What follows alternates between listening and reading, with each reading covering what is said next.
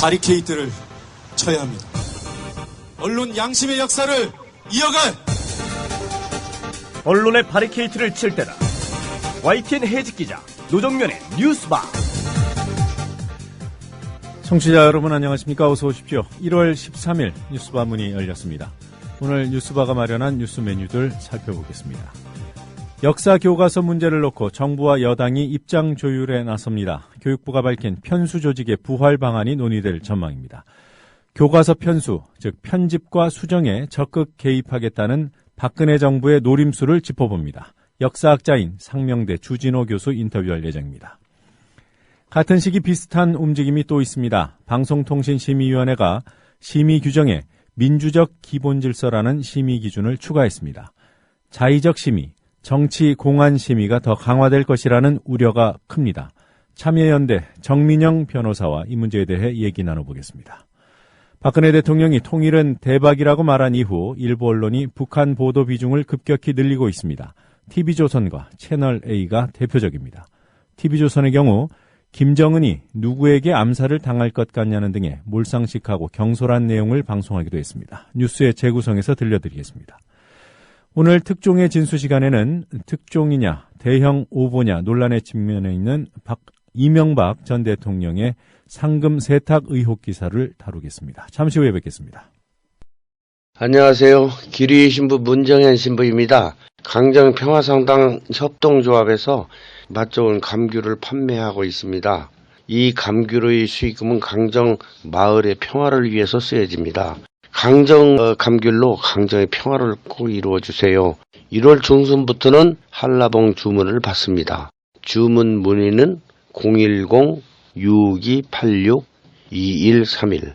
이메일 주소는 safejeju.daum입니다. 도와주세요. 강정아, 너는 이 땅에서 가장 작은 골이지만 너에게서 온 나라에 평화가 시작되리라.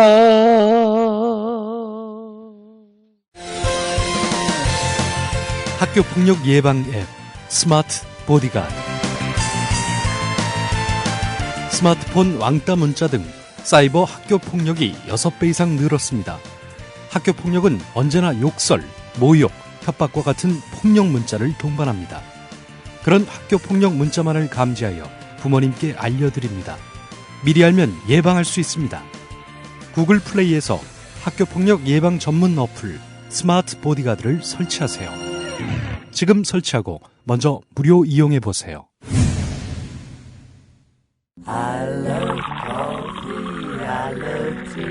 500원으로 즐기는 나만의 커피. 원두 쇼핑몰 헝그리 커피. 최정상급 로스터가 1년 이하 최고급 뉴크롭 생두를 로스팅해 즉시 배송해드립니다. 대량 구매 시 가격이 할인됩니다. 검색창에 헝그리 커피를 검색하세요. 헝그리커피.com. 헝그리 커피에서 원두를 구매하시는 분들께는 차량용 국민TV 스티커 2매를 함께 보내드린다.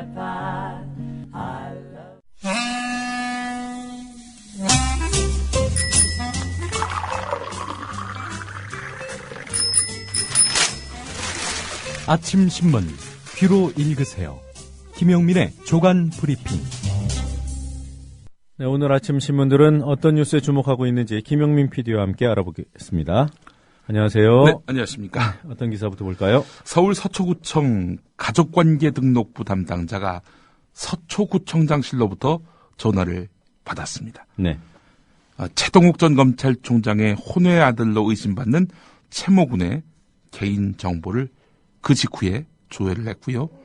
정보를 조회한 다음 서초구청장실에서 국가정보원 정보관에게 전화를 걸었던 것으로 확인됐다는 겁니다. 자, 다시 한번 좀 듣기 좋게 제가 재구성을 해보겠습니다. 지난해 6월 12일이었습니다.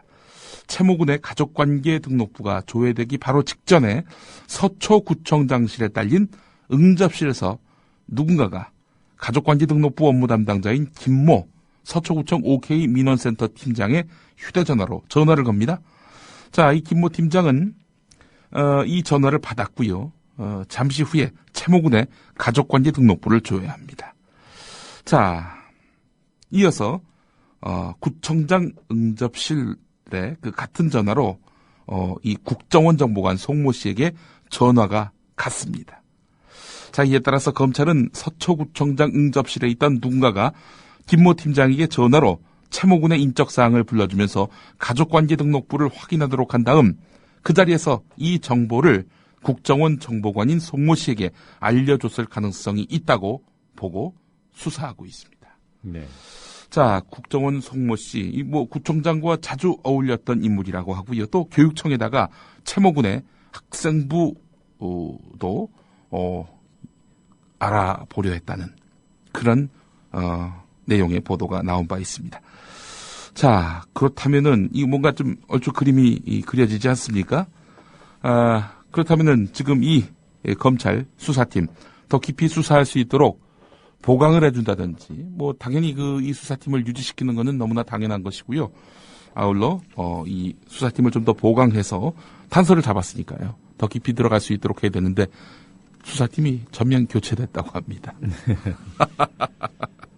자, 그동안 사실 청와대 조영 행정관과 서초구청 조이재 국장 사이의 거래 정도로 우리가 알고 있었는데 또 다른 형태의 정보 이 거래가 있었던 거 아닌가 하는 그런 해석도 나옵니다. 네, 근데 왜 서초구청장 이름을 이 기사에 안 담았을까요? 글쎄 말입니다. 아직은 그 전화를 건 당사자가 누군지는 특정이 안 됐기 때문인 것 같아요. 네, 그렇습니다. 이 서초구청장이 전화를 걸었다는 내용은 아니거든요. 네, 그러니까 전화 발신 번호가 서초구청장 응접실 전화로 돼 있다는 거죠? 예, 이런 의심은 할 수 있습니다. 서초구청장실 응접실에서 서초구청장 아닌 누군가가 쉽게 전화하기는 어려울 것이다. 이런 추정은 할 수 있겠지만 이게 서초구청장이 직접 전화를 걸었다. 이렇게 단정하기는 어렵습니다. 네. 드러난 단서로만 보면요. 자, TV조선 또 채널A가 북한의 급변 사태를 마치 기대하는 듯한 그런 식의 보도를 연일 쏟아내고 있다라고 말씀하셨는데 오늘 조선일보 1면에 이런 기사가 실렸습니다. 중국군 10만 명이 백두산 인근에서 훈련하고 있다. 이런 내용입니다. 한반도 유사시에 투입되는 중국군 주력 부대인 선양군구가 지난 10일부터 10만 명의 병력과 탱크 등 수천 대의 대형 군 장비를 동원한 대규모 동계 훈련에 돌입했다. 이런 내용입니다. 백두산과 흑룡강 사이에서 혹한기 기동력과 지휘 통제 능력을 키우기 위한 종합훈련인데요. 자, 그런데 조선일보는 이를 급변 사태에 대비한 훈련 아니냐. 따라서 이 대규모 훈련은 장성택 처형 후 불안한 북한 정세를 반영한 것 아니냐. 이런 해석을 달고 있습니다. 조선일보, 동아일보. 박근혜 대통령이 통일은 대박이다. 이 한마디 한 이후로 통일헌법을 준비하자느니 통일은 돈이 된다라는 식의 기획 기사를 쏟아내고 있는데요. 네. 이런 분석을 할 수도 있겠죠. 그리고 이 분석이 맞을 수도 있을 거고. 예. 근데 문제는 동계 훈련은 매년 한다는 거죠. 네, 그렇습니다. 한미 훈련 3월에 하는 훈련 매년 하지 않습니까? 근데 그 훈련조차도 북한의 급변 사태를 대비해서 하는 훈련이다. 군 당국은 부인하고 있는데 채널A는 또 그렇게 덧붙이고 있습니다. 네, 그러니까 이 훈련이 왜 다른 해의 훈련과 다른지가 기사에 나와 있어야 되는데 그런 게 없어요. 그래서 기사로서 문제가 있어 보인다는 겁니다. 베이징의 군사 소식통 말 한마디에 그 기사의 어떤 그런 방향이 좌지우지되는 격입니다. 베이징의 군사 소식통은 이거는 불안한 한반도 정세와 관련이 있는 것으로 보인다. 이 한마디 했는데 말이죠. 네. 그 소식통이 누군지도 우리는 알 수 없습니다. 예. 선거를 앞두기만 하면 이건 어떻게 항상 이 북한 관계 기사들이 쏟아집니다. 예, 하여튼 북한 관계 기사가 이 보수 언론에서 쏟아지면은 선거가 다가왔구나. 이렇게 보시면 될 것 같습니다. 자, 일본 정부가 학습 지도 요령 해설서를 개정해서 일본, 중고등학교 교과서에 독도는 일본 땅이라는 내용을 의무적으로 기술하기로 했습니다. 문부성이 학습지도 요령과 그 해설서를 개정하면 출판사들은 새 기준에 따라서 교과서를 집필해야 합니다. 모든 일본 교과서에 독도가 일본 땅이라는 기술을 의무화하는 셈인데요. 적용 대상은 2016년부터 사용되는 중학교 역사, 공민, 그리고 고등학교의 지리, 일본사 등으로 정해졌습니다.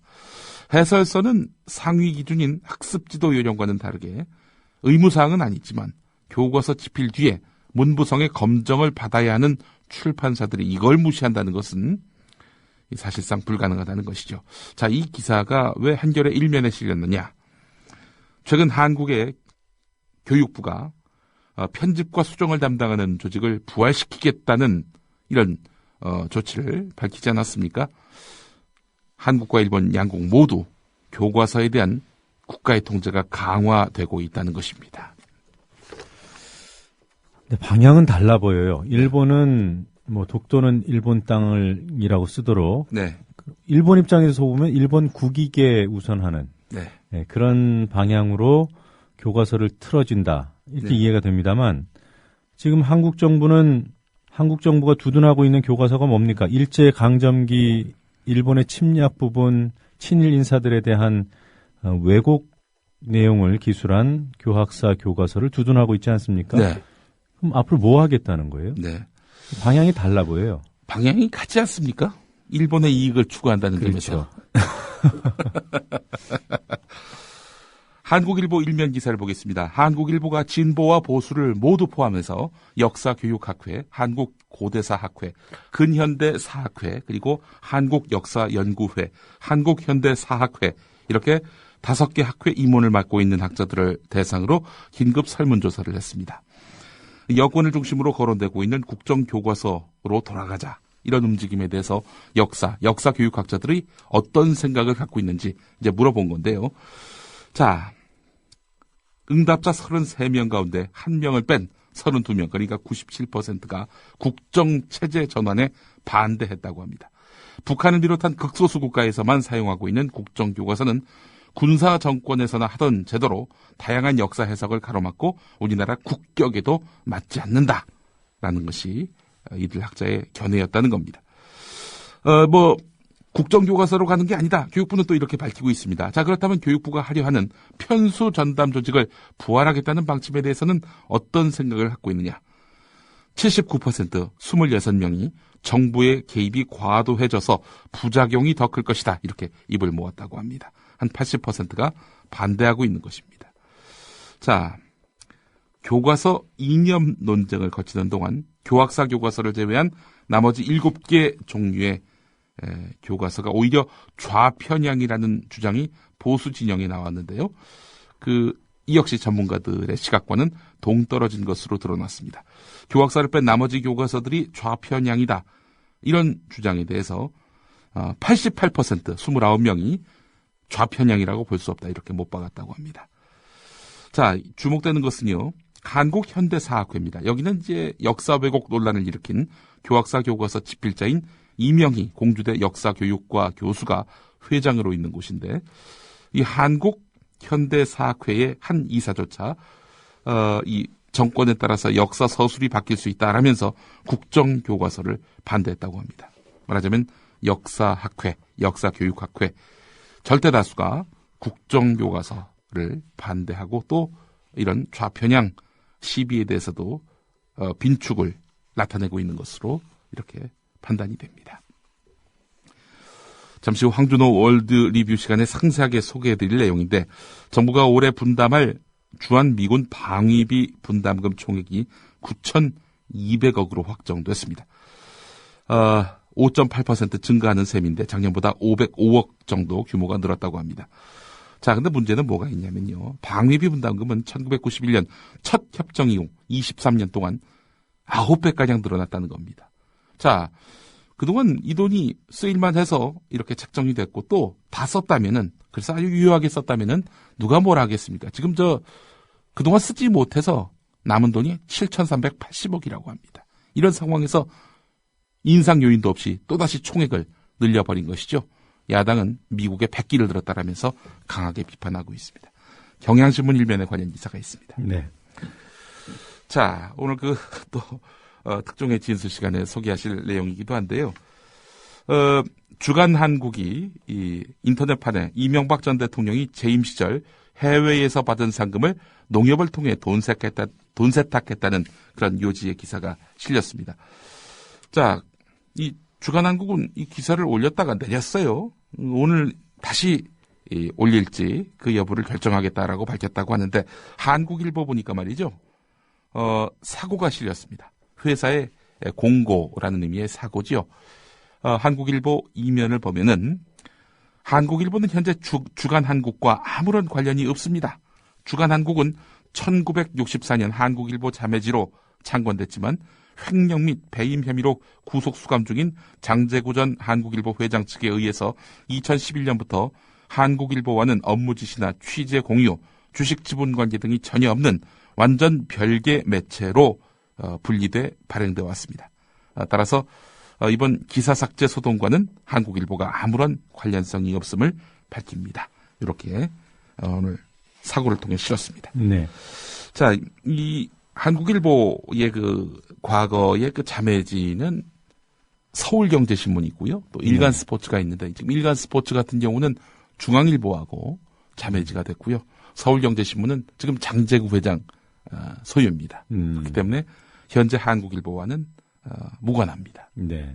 논조를 봐도 지금 한국일보를 전혀 상상할 수가 없을 만큼의 아주 극도로 자본과 편향의 그런 기사들을 싣고 있는데요. 자, 오늘 한국일보가 주간 한국 그 기사는 우리와 무관합니다. 이렇게 못 받고 있습니다. 근데 왜 사람들이 오해하느냐? 주간 한국의 한국자 때문이냐? 꼭 그런 것만은 아닙니다. 이 한국일보의 인터넷 뉴스 사이트가 한국아이닷컴이거든요. 네. 한국아이닷컴에 또 주간 한국 기사가 공유가 됩니다. 그래서 그런 여러 가지 오해들이 나온 것 같습니다. 네. 아무튼 이 기사의 진위 여부에 대해서는 네. 아직 명확히 얘기하기 힘든 상황이고요. 네. 잠시 뒤에 특종의 진수 시간에 좀 더 구체적으로 살펴보도록 하겠습니다. 예.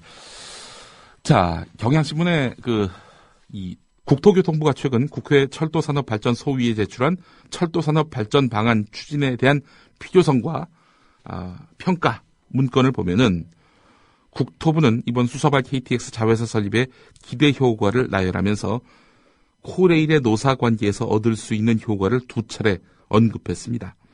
경영 혁신 면에서는 코레일 노조와의 분리로 파업 등 경영 간섭 행위 감소 이걸 적시했습니다. 이렇게만 읽으니까 무슨 말인지 잘 모르시겠죠. 만약에 코레일 노조가 파업에 들어가더라도 수서발 KTX 자회사 직원들을 투입하면은 이거 철도 노조 파업을 무력화시킬 수 있다. 이런 내용입니다. 한마디로 얘기해서. 이에 대해서 민주사회를 위한 변호사 모임의 노동위원장인 권영국 변호사는 노조를 사회질서나 기업 경영의 장애물로 여기고 있는 인식을 분명히 보여준 것이다. 민간 기업도 아닌 공공부문에서 헌법적 가치를 부정하는 위헌적 발상을 한 것이다. 이렇게 지적을 했습니다. 자, 이 토요일자에 실린 경향신문 일면 톱 기사입니다. 제가 토요일자를 소개할 토요일에 방송이 없으니까 제가 소개를 못 해드렸는데, 자, 수서에 생기는 수서발 KTX 자회사, 여기 이제 본사가 있어야 될 거 아니겠습니까? 본사 사옥을 짓는데 한 400억이 들어갈 거라는 그런 기사입니다. 지금 수서가 이제 강남의 노른자 땅이죠. 그렇기 때문에 여기에서 이제 땅값이 어마어마하게 들어가고요. 하여간 이런 거 저런 거 다 합쳐보니까 한 398억 5천만 원이 들어간다는 겁니다.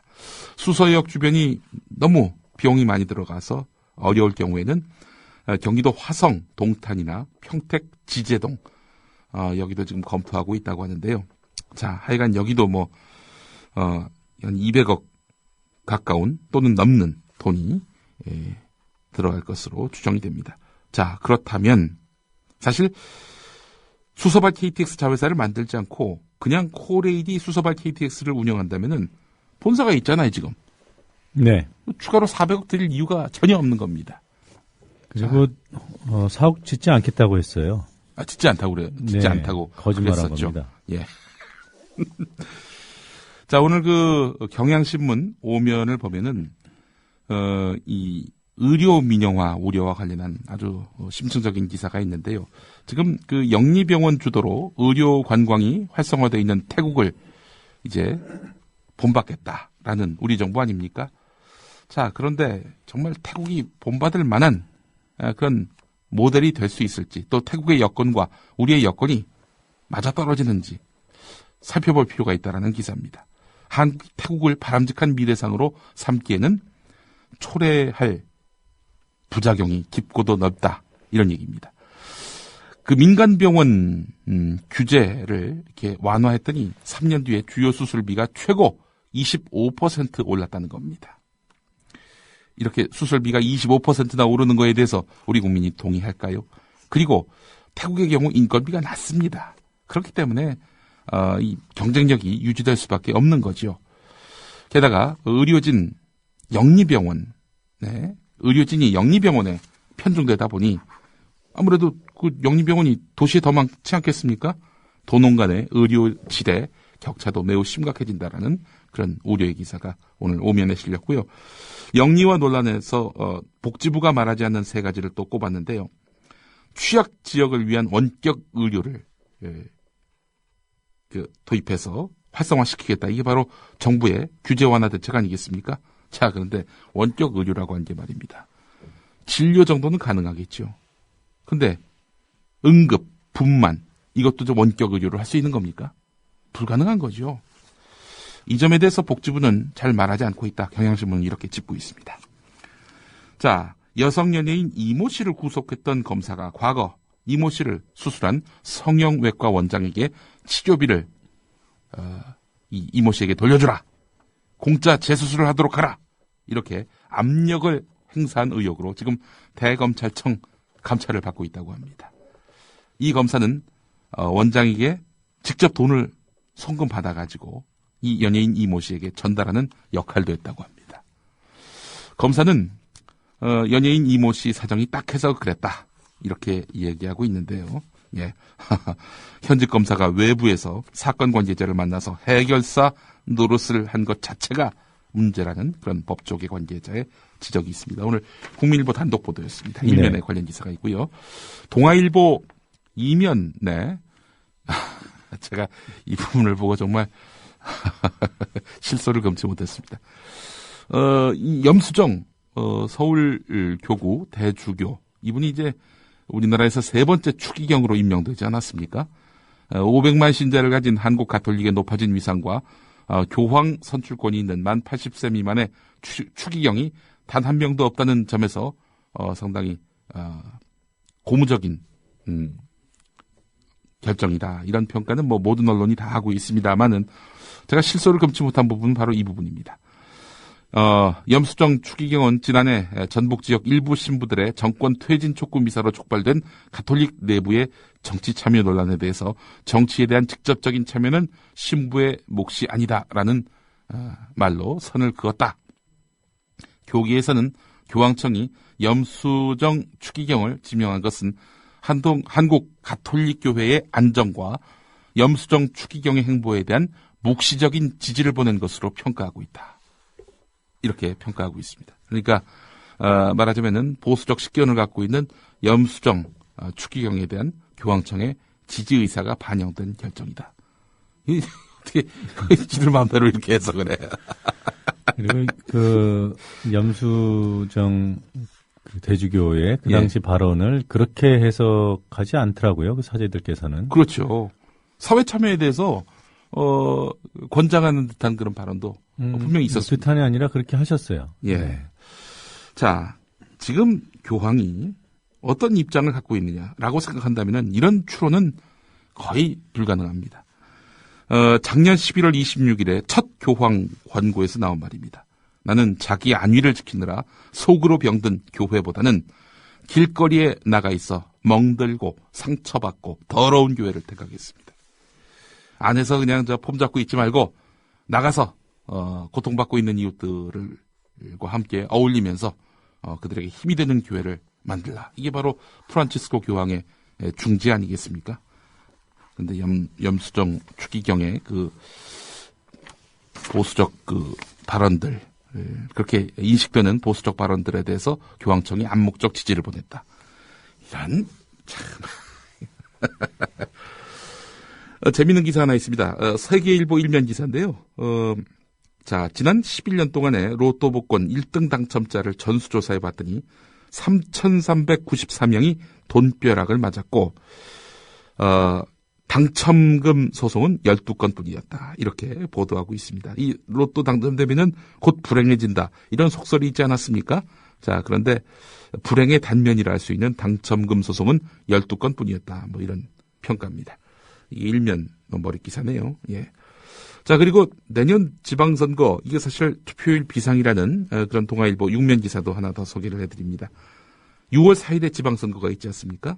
근데 6월 5일이, 여기 평일입니다. 근데 6월 6일이 현충일이고, 6월 7일은 토요일이고, 6월 8일은 일요일입니다. 따라서 5일에 그 휴가를 내면은 무려 5일 동안의 연휴가 이어진다는 것이죠. 이렇게 되면 아예 그냥 투표 안 하고 놀러 가실 분들이 많아지지 않겠는가. 따라서 투표율이 낮아지면 새누리당이 유리할 것이다라는 관측이 나온다는 동아일보의 기사 내용입니다. 놀러 가라는 건가요? 글쎄요. 투표율이 낮아져야 유리해지는 정당, 이런 정당은 존재할 필요가 없다고 봅니다. 예. 네. 여기까지 하겠습니다. 네, 잘 들었습니다. 예. 우리라이프 상조 홍대리입니다. 정치자와 국민TV 조합원의 성원에 힘입어 저희 사장님이 국민TV와 본격적인 업무 제휴를 하기로 하고 시원하게 쏘셨습니다. 우리라이프 상조는 어떤 위협에도 굴하지 않고 국민TV와 함께하는 신뢰받는 상조회사가 되겠습니다. 저희가 최고라고 하지 않겠습니다. 하지만 최선을 다하겠습니다. 열심히 하겠습니다. 지켜봐 주시고 도와주십시오. 1600-3267, 1600-3267 국민TV와 함께하는 우리라이프 상조 홍대리였습니다. 개념상조 우리라이프 상조가 여러분들의 성원에 힘입어 국민TV와 함께 상생할 수 있는 제휴를 맺었습니다. 우리라이프 상조는 참다운 상조 서비스를 위해 바른 길만 가겠습니다. 지금 가입하시면 회원님이 납입하신 소중한 납입금의 10%를 매달 국민TV 발전을 위해 사용하겠습니다. 1600-3267 국민TV와 함께하는 우리라이프 상조입니다. 신동원 조합원 신청 광고입니다. 고혈압, 동맥 경화 등 윤리와 소금을 많이 먹는 폴란드인의 각종 성인병 극복을 위해서 폴란드 정부가 국책사업으로 지정한 신비의 열매 아로니아. 건강한 변화를 원하신다면 평산네이처 아로니아 진. 이제 대한민국의 건강을 책임집니다. 검색창에 평산네이처를 검색하세요. 문의는 1661-2087, 1661-2087.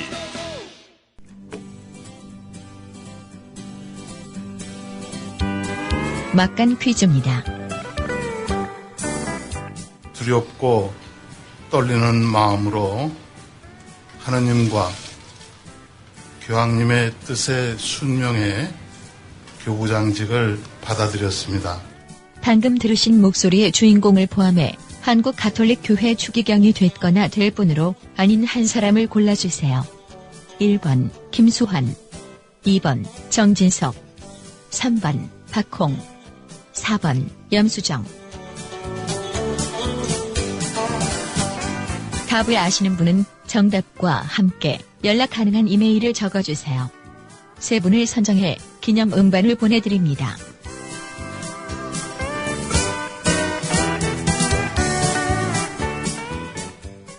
这是一张电视的아주. 국제뉴스 한반도 정세를 한눈에 황준호의 월드 리뷰.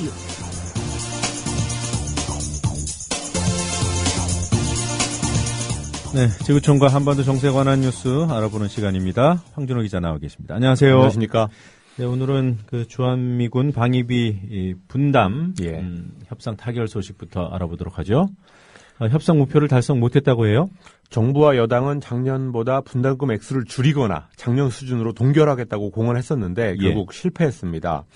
올해부터 2008년까지 5년 동안 적용되는 분담금의 주한미군 분담금에 대한 협상이었는데 올해는 작년에 비해 5.8% 늘어난 9,200억 원을 내고 내년부터는 전전년도 물가 인상분만큼 올리되 인상률이 4%를 넘지 못하게 하는 게 합의의 골자입니다. 작년까지 적용했던 협상은 2009년 이명박 정부 때 합의해서 5년간 유지됐었는데 그때도 역시 전전년 물가 인상률만큼 올리고 4% 상한선을 적용한다라는 원칙이 적용됐습니다. 그렇지만 작년까지 적용된 협정 그리고 올해부터 적용되는 협정의 사각지대에 있는 게 바로 올해 분담금, 2014년 분담금인데요. 이거는 작년에 비해서 5.8%를 늘리기로 해서 인상 상한선 4%를 크게 웃돌았습니다. 사각지대 한 해가 생긴 건데 그렇습니다. 혈맹이라는 나라가 그걸 또 올렸습니다. 올려가지고 받아먹어요. 예. 네. 자, 분담금 배정을 두 나라가 미리 조율해서 투명성을 높이기로 했다. 이건 성과라고 하더군요. 원래 목표보다 많은 돈을 주는 대신에 분담금 배정 단계에서부터 조율을 강화한다거나 아니면 분담금 연례 집행 보고서라든지 미집행 현황 보고서 이런 거를 만들기로 했다는 등 이렇게 제도 개선을 따냈다는 게 정부의 홍보 포인트입니다.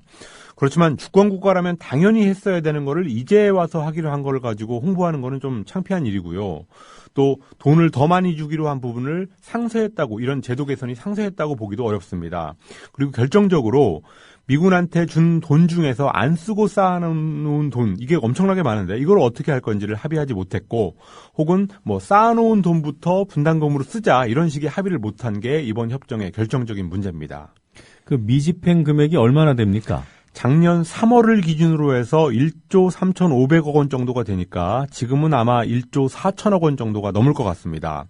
1년치 부담금보다 훨씬 더 많은 돈을 미군이 지금 안 쓰고 쌓아놓고 있고 거기서 나온 이자는 매년 300억 원 정도가 넘는데 이건 어디에 쓰이는지 명확하지 않습니다.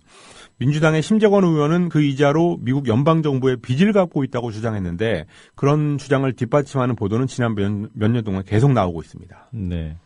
미집행 금액에 대한 미국의 입장은 뭔가요? 미군은 주한미군의 평택 이전 비용으로 쓰겠다는 거고 기지 이전 작업이 올해 하고 내년에 집중적으로 진행될 테니까 그게 다 소진된다는 겁니다. 그런데 여기도 문제가 있습니다. 주한미군 이전 합의 때 용산기지 이전은 우리가 요구한 거니까 우리가 분담하고 동두천 같은 경기 북부에 있는 미 2사단 이전은 미국이 원하는 거니까 미국이 분담한다. 이런 식으로 일종의 사용자 부담 원칙에 합의를 했었습니다. 그런데 미국이 미집행금을 기지 이전에 쓰면 그게 2사단 이전에 쓰는 건지 아니면 용산기지 이전에 쓰는 건지 이 부분이 불명확합니다. 그거를 구분하기도 현실적으로 불가능합니다. 용산기지 이전에 만약에 쓴다면 그거는 협정 위반인데 그렇기 때문에 미집행금을 방위 분담금으로 먼저 쓰고 나중에 이전할 때 필요하면 다시 얘기하는 그런 방법까지 생각할 수 있는데 그런 합의는 전혀 없었습니다. 이거 문제가 한두 가지가 아니지 않습니까? 예. 비준에 줘야 하는 건지요? 좀 깐깐하게 좀 따져볼 필요가 있을 것 같은데요. 세금으로 주는 분담금을 세세하게 따지고 또 예결상 감시를 철저히 하는 거는 주권국가의 당연한 권리인데 그걸 만약에 야당이나 이쪽에서 문제를 삼으면 여당이나 정부에서는 한미동맹에 해를 입힐 거다 이렇게 공격할 것으로 예상이 됩니다. 어쨌든 야당들은 국회에서 철저히 따지겠다고 하고 있는데 비준 거부를 각오하고서라도 반드시 짚고 넘어갔으면 좋겠습니다. 네. 샤론 전 이스라엘 총리 사망 소식이 있더군요. 2001년부터 이스라엘 총리를 하다가 2006년 1월에 뇌졸중으로 쓰러져서 혼수 상태로 있었는데 지난 토요일에 만 8년 만에 결국 세상을 떠났습니다. 이스라엘의 오늘이 있게 한 대표적인 군인이자 정치인이었습니다. 유대인들이 2000년간의 디아스포라, 흩어져 사는 것을 끝내고 시온이라는 고향으로 돌아가야 된다는 시오니스트 운동으로 탄생한 나라가 이스라엘인데 그렇지만 거기에 오래전부터 살아오던 원주민 팔레스타인 사람들한테는 재앙의 시작이었습니다. 아리엘 샤론은 시오니스트 운동가의 아들로 지금의 이스라엘 지역에서 태어났는데요. 팔레스타인 재앙의 시작부터 지금까지 이스라엘 현대사의 주역이었습니다. 네. 샤론 전 총리 구체적으로 어떤 일을 한 인물인가요? 팔레스타인 사람들한테 가장 비난을 받는 일은 세 가지입니다. 첫 번째는 1967년 3차 중동전쟁, 6.1전쟁이라고 부르는 전쟁에 군 장성으로 참전해서 큰 공을 세웠는데 3차 중동전쟁은 서안 지역과 가자 지역으로 팔레스타인 사람들을 고립시켰던 전쟁입니다. 현재 지도가 그때 만들어졌고 유엔은 불법 점령이라고 규정하고 있습니다. 두 번째는 1982년 국방장관으로 레바논 침공을 주도했던 일인데 수천 명의 팔레스타인 난민들을 학살하면서 베이루트의 학살자라는 별명을 얻었습니다. 또 마지막으로 세 번째는 2000년 선거운동 때 동예루살렘에 있는 이슬람 성지를 전격 방문하면서 팔레스타인 사람들의 2차 인티파다, 반이스라엘 봉기를 촉발시켰고 그 상황은 지금까지 계속되고 있습니다. 2005년에 갈등을 조금 줄이는 실용주의 정책을 일부 폈지만 그 앞서서 저질렀던 일들이 워낙 크기 때문에 그건 면죄부를 받기는 좀 어려워 보입니다. 그럼에도 불구하고 많은 나라 정상들이 이 추모의 의사를 전했어요. 예, 미국의 전현직 대통령, 프랑스 대통령, 영국 총리, 러시아 대통령, 그리고 반기문 유엔 사무총장까지 추모 메시지를 냈습니다. 유엔이 불법이라고 규정한 점령을 했고 또 양민 학살을 했던 사람한테 유엔 사무총장이 애도를 표했다는 게 조금 과연 적절한지 의문인데요. 그러다 보니까 반기문 총장은 샤론이 2005년에 했던 일부 실용주의 조처 이런 것들을 앞세웠습니다. 그리고 그만큼 국제정치에서 유대인들의 파워가 강하다는 증거로 볼 수 있을 것 같습니다. 반면에 팔레스타인 사람들 그리고 아랍 국가의 사람들은 팔레스타인의 재앙을 가져온 범죄자라면서 지옥에 나가라고 샤론을 저주했습니다. 네. 자, 중국이 미국을 제치고 세계 최대의 무역국이 될 것이다. 이런 전망이 나왔습니다. 우리의 세관에 해당하는 중국 해관 총서의 대변인이 지난 금요일에 중국이 2013년 작년 무역총액에서 미국을 제치고 처음으로 세계 최대의 무역국이 될 것 같다라고 밝혔습니다. 작년 중국의 수출입 총액이 4조 1,600억 달러 정도로 집계가 됐는데 미국의 수출입 총액을 넘어설 게 확실시되고 있습니다. 파이낸셜 타임스 보도를 보니까 중국은 지난 30년 동안 4년마다 무역 총액이 2배씩 늘었다고 합니다. 그리고 세계 무역에서 중국이 차지하는 비율은 2000년에는 3%였지만 작년에는 10%로 늘었습니다. 네, 4년마다 무역 총액이 2배씩 늘었다. 무서운 예. 속도군요. 19세기 영국의 시대에는 영국이 세계 금융의 중심지였고 또 20세기 미국의 시대에는 미국이 세계 무역을 주름잡으면서 그게 가능했었습니다. 중국은 20세기 후반에 세계의 공장으로 떠오르면서 미국이 통제하는 무역 질서의 일원이 됐었는데요. 이제 중국의 무역량이 세계 1위가 되면서 중국이 통제하는 무역 질서라는 것도 멀지 않았다는 평가가 나오고 있습니다. 네. 일본 얘기 해보죠. 예. 일본 정부가 역사교과서 통제를 더 심하게 할 계획이다. 이런 보도가 있어요. 일본 문부과학성이 교과서 집필 기준인 학습지도요령 해설서를 개정해서 독도와 센카쿠 열도가 일본 고유의 영토라는 기술을 포함시키기로 했다고 요미우리 신문이 지난 금요일자로 보도했습니다. 학습지도 요령을 상세화한다고 평가되고 있는데요. 출판사들은 문부성의 검정을 받아야 되기 때문에 해설서를 무시하는 것은 사실상 불가능해서 결국 독도 영유권 기술을 의무화한 셈이 됐습니다. 아베 교육 우경화 흐름의 일환인데요. 한국의 교육부도 교과서의 편집과 수정을 담당하는 이른바 편수 조직을 부활시키기로 했으니까 한일 두 나라에서 교과서에 대한 국가의 통제를 강화하는 그런 추세입니다. 네, 오늘 여기까지 듣도록 하겠습니다. 잘 들었습니다. 감사합니다.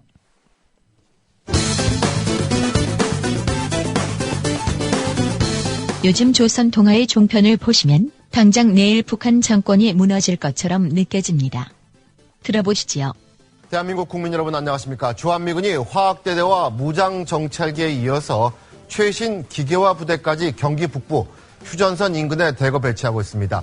군 당국은 오래전부터 예정된 것이라고 하고 있지만은 북한 급변 사태나 도발에 대비하는 것이다. 이런 분석이 나오고 있습니다. 우리나라와 미국은 오는 3월 대규모 합동군사훈련을 할 예정입니다. 이 훈련은 북한에서 급변 사태가 발생하면 한미 해병대가 최단 시간 안에 평양을 공략하는 내용으로 진행된다고 합니다.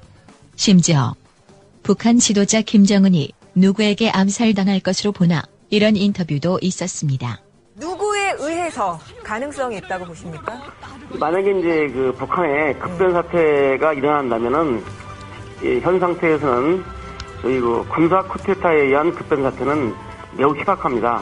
그다음 두 번째는 이제 그 민중봉기 방식이 있는데요. 네. 이 민중봉기 방식도 매우 희박합니다. 지금 뭐 북한에 이제 당정군에 포진되어 있는 이 고위층들이 불안해하는 거죠. 신복들. 예, 언제 또 자기가 당선까지 당할지 모르기 때문에 어쨌든 무섭네요. 예, 이러한 불안감에서 측근에 의한 암살 가능성. 예, 그게 아마 만약에 나온다면 좀 높지 않을까 생각이 듭니다. 네. 이 모든 난리통은 이 말씀 때문에 시작됐습니다. 저는 한마디로 통일은 대박이다. 이렇게 생각을 합니다. 이게 만약 사실이면 지상파 방송은 왜 조용할까? 북한 전문가 김근식 경남대 교수의 SBS 인터뷰가 말해줍니다. 작년에 장성택 채용 이후에 북한의 불안정성, 그리고 또 이후 여러 가지 나왔던 그 남재준 국정원장의 작년 송년사에서 나왔다고 하는 그런 2015년 통일 발언 같은 거, 그 다음에 또 일부 언론에서 이야기하는 지금 통일 기획 시리즈들이 막 나오잖아요. 이런 거 뭐냐면 일각에서 이게 통일을 준비하기보다는 통일이 곧 될 것을 대비해서 통일 이유를만을 이야기하는 게 아니냐. 이것은 이제 북한의 급변 사태에 대한 지나친 기대라고 또 생각이 되거든요. 통일 대박론이 한쪽에서는 긍정적인 평가를 받지만 또 한쪽에서는 그 부정적인 우려의 시선을 갖고 있는 것은 우리 정부가 북한과의 교류, 또 북한과의 대화, 북한과의 협력에는 신경 쓰지 않고 오히려 속내로는 지금 북한이 곧 망할 것이다. 북한이 곧 급변사태가 임박했다. 급변사태만을 기대하면서 북한에 대한 흡수통일 의지만 갖고 있다고 한다면 이 통일 대박론이 남북관계에 부정적인 영향을 끼칠 수 있다. 이런 지금 평가가 나오고 있는 것이죠.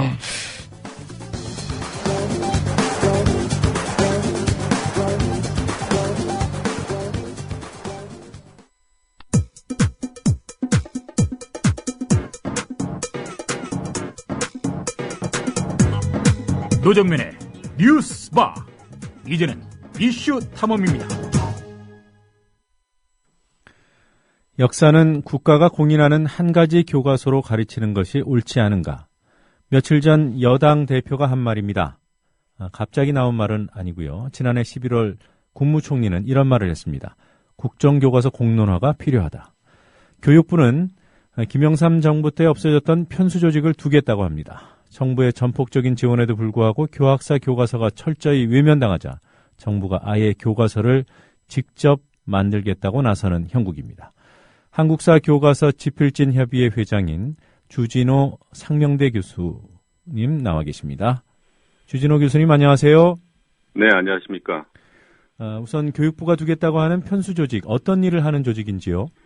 네, 사실 편수 조직이라는 것은 원래 그 전부터 있었지만, 그건 결국은 이제 교과서 업무를 전체적으로 관장하면서, 거기에 이제 그 정부의 입장에서, 그 교과서 문제에 이제 직접 개입하겠다라고 하는 그런 입장을 보이는 그런 조직이라고 할 수가 있겠죠. 네. 그러니까 편수라는 이름은 없어도 같은 기능을 해왔다는 말씀이신가요? 네, 그런 기능은 원래 교육부에서 해야 될 역할인데요. 네. 그 말하자면 이제 교과서 문제를 담당하는 어떤 그 관료가 있는 것은 당연한 일이죠. 네. 그러나 이것을 이제 강화하겠다는 의미는 결국은 이제 이번에 방금 전에 말씀하셨지만 이 교학사 교과서 문제를 둘러서 굉장히 많은 논란이 있었고, 이제 그 결과가 이제 0%라고 하는 그런 이제 결과가 나오게 되니까 바로 이것을 이제 언급하고 있다는 데서 문제의 심각성이 있다고 할 수가 있겠죠. 네. 지금 보니까 그 편수 기능을 일부 담당하는 그 조직이 담당관 이렇게는 있더군요, 말씀대로요. 네, 지금은 이제 그것도 없어졌고요. 담당관도 없는 상황인가요? 네, 지금은 사실은 교육부 내 역사를 전공한 학자는 물론 없지만 교사 출신의 장학사, 이런 분들이 한두 분 정도 있는 그 정도밖에 없어요. 역사 같은 경우도 그렇습니다. 네. 이 편수 기능이 확대되면 뭐라고 할까요? 좀 긍정적인 역할을 할 수 있는 가능성은 없습니까? 말하자면 이제 교육부가 어떻게 보면 이제 교과서 문제에 대해서 좀 더, 이렇게 좀 잘, 대처할 수 있는 어떤 조직을 어느 정도 이제 갖춘다는 것은 그 자체가 잘못된 것은 아니죠. 네. 하지만, 지금 현재 이 정부가 작년 1년 동안 해왔던 것을 지켜보면, 이들에게 과연 맡겨놨을 때, 그 결과는 엄청나게 아마 정치적인, 그런 태도로 갈 것이라는 것이 너무나도, 뻔하기 때문에. 그리고 이제 이 편수 조직을 대거 확대한다는 것은 그만큼 정부의 통제를 강화하려고 하는 것이기 때문에. 그것은 이제 결국은, 전 세계적으로 역사 교육뿐만 아니라 다른 교육 문제에 있어서도 그런 세계사적인 어떤 추세에는 걸맞지 않는 후퇴라고 얘기할 수 있을 것 같습니다. 네. 일부에서는 그 정부의 편수 기능 강화 방침을 박정희 시대로 회귀하는 것이라고 비판을 하던데요. 그 편수 네네. 조직이 박정희 정권 때만 있었던 건 아니지 않습니까? 네, 그렇습니다. 뭐, 처음에 만들어진 거는 이제, 이승만 정부 때 있었다가, 네. 결국은 대체로 보면은 이 권위주의 정부 시대에 편수국이 강화되고요. 네. 민주화 정부가 되면서는 이것이 이제 축소되는 이제 그런 그 역사적인 어떤 흐름을 가지고 있습니다. 네. 그러니까 결국은 지금 이렇게 편수 기능을 강화한다는 것은 바로 이제 권위주의 정부 시대, 그런 시대의 교육부, 그 시대의 교과서 정책으로 돌아간다는 그런 의미가 있는 것이죠. 네. 그게 유신 정권 때 특히 더 심했습니까? 네, 그때는 아예 국정화를 했으니까요. 네. 1973년부터 국정화를 해서 그 전까지는 이제 거민정이었습니다. 많은 네. 분들이 이제 기억을 잘 못하고 계신데요. 예. 왜냐하면 벌써 이제 유신 시대에 고등학교를 다니셨던 분들이 벌써 이제 50대 이렇게 되지 않습니까? 네. 그러니까 이제 그 이전에 거민정 교과서였다는 것을 잘들 기억을 잘 못하세요. 그러니까 말하자면 우리나라의 교과서 체제는 대체로 거민정이다가 유신 때부터 국정이 된 거거든요. 네. 그야말로 유신 독재 체제 하에서 그야말로 역사 교육도 그야말로 독재적인 그런 국정제로 갔던 것이죠. 네. 그러니까 결국은 이제 지금 뭐 여당에서 뭐 국정화로 가야 된다 아니면 이제 이런 식으로 편수국을 강화한다 이런 것들이 결국은 유신 시절로 다시 돌아가려고 하는 시도로 그렇게 이해될 수밖에 없는 것 같습니다. 네. 교육부는 이 편수 조직 강화 방침이 국정교과서 체제로 돌아가려는 것 아니냐는 지적이 나오니까요. 그러니까 아니라고는 해요. 네네. 그 교수님 보시기에 교육부의 그런 아니라는 해명에도 불구하고 국정교과서 체제로 갈 것이라고 보십니까? 저는 국정교과서로 가기는 아마 쉽지 않기 때문에 네. 이들이 이제 이런 편수국 강화라는 방침을 내놓은 거라고 저는 파악하고 있는데요. 네. 왜냐면 이제 뭐 국정화로 가고 싶겠죠. 하지만 사실 국정화를 하는 데까지 적어도 뭐 교육부 쪽 얘기에 의하면 물리적으로 한 4년 정도의 기간이 걸립니다. 국정교과서가 나오려면. 아, 예. 예. 그러면 그때는 사실은 이 정권이 끝날 때거든요. 그런데 만약에 그때 가서 만약에 이제 정권 교체가 이루어진다. 네. 뭐 이런 가능성도 있고요. 말하자면 국정화라는 것은 양날의 검이 될 수가 있어요. 예. 말하자면 지금 자신들이 권력을 잡고 있을 때는 자기들 입맛대로 할 수 있는 가능성이 있지만 네. 또 만약에 또 정권이 바뀌면 또 거기서 또 마음대로 할 수 있는 그런 위험도 있다는 것이죠. 네. 그렇기 때문에 사실은 저는 국정화로 가는 것은 그렇게 쉽지 않을 거다. 네.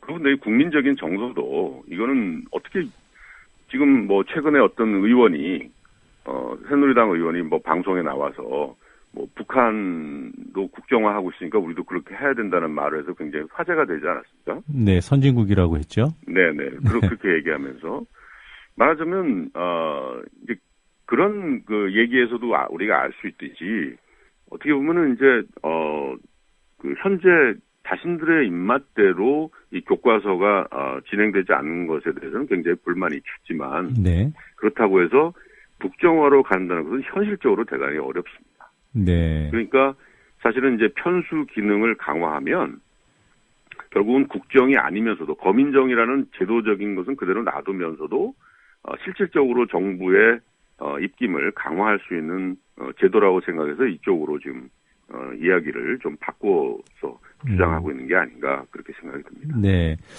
이런 모델을 두고 일본의 모델을 따라가는 것이 아니냐 이런 지적이 있더군요.